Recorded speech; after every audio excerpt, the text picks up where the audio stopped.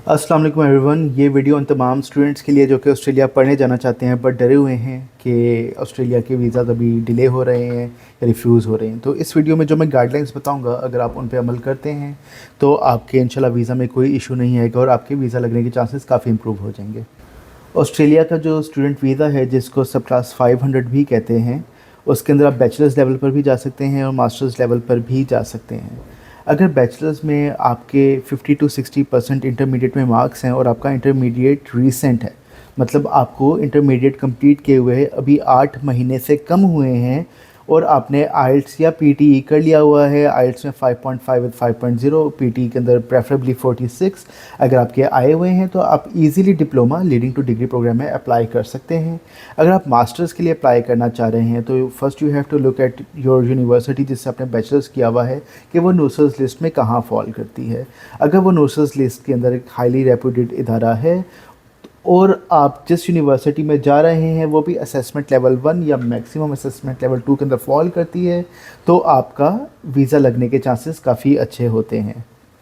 When you are applying for masters, another thing is कि आपने without IELTS वाली options को नहीं चूज़ करना। और अगर कोई इवन आपको एजेंट अगर कह भी रहा है कि वो आपका किसी यूनिवर्सिटी में विदाउट आइल्ट्स करवा देगा, तो बेहतर ये है कि आप इंग्लिश लैंग्वेज प्रोफिशिएंसी अपनी प्रूव करें। अगर आप पीटी के थ्रू करें तो 58 to 65 depending on the course and the university, and अगर आप जो है आइल्ट्स के थ्रू करें तो 6.5 विद 6.0 अगर आप ले लेंगे तो most of the universities and courses cover हो जाएंगे। इसके बाद पहले जीटीई होता था, अब आफ्टर न्यू डेवलपमेंट्स जीएस होता है, जिसको जनरल स्टूडेंट की रिक्वायरमेंट भी कहते हैं।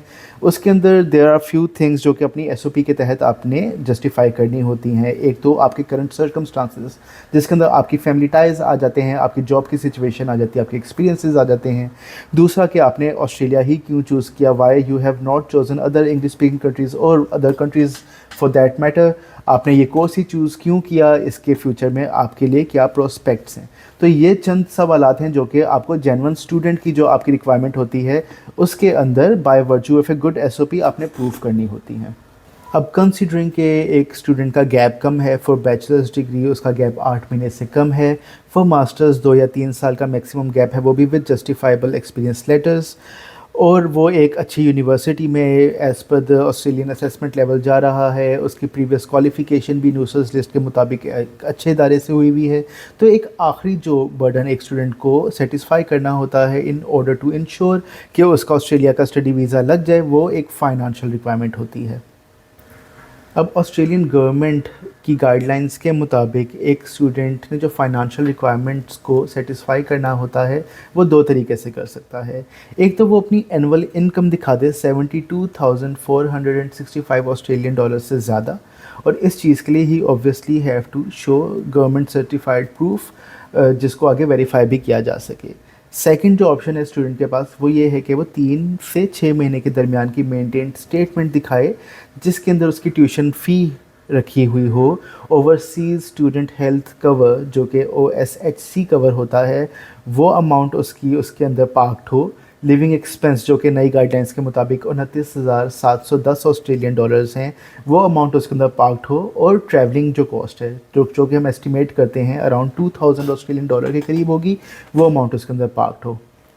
अगर ये सारी अमाउंट बैंक स्टेटमेंट में स्टूडेंट दिखा देता है कि 3 से 6 महीने के दरमियान मेंटेन्ड है, तो उस सिचुएशन में आप by virtue of A bank statement अपनी फाइनेंशियल रिक्वायरमेंट को फुलफ़िल कर देते हैं।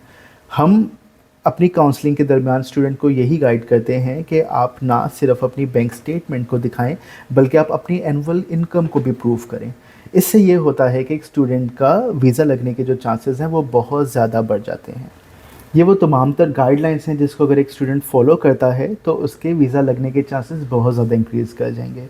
वैसे तो हमने कोशिश की है कि इस वीडियो में हम तमाम इंपॉर्टेंट पॉइंट्स को डिस्कस करें, बट अगर आपका कोई सवाल रह गया है तो आप हमें इंस्टाग्राम पे DM भी कर सकते हैं या हमें व्हाट्सएप पर भी डायरेक्टली रुजू कर सकते हैं। बहुत शुक्रिया।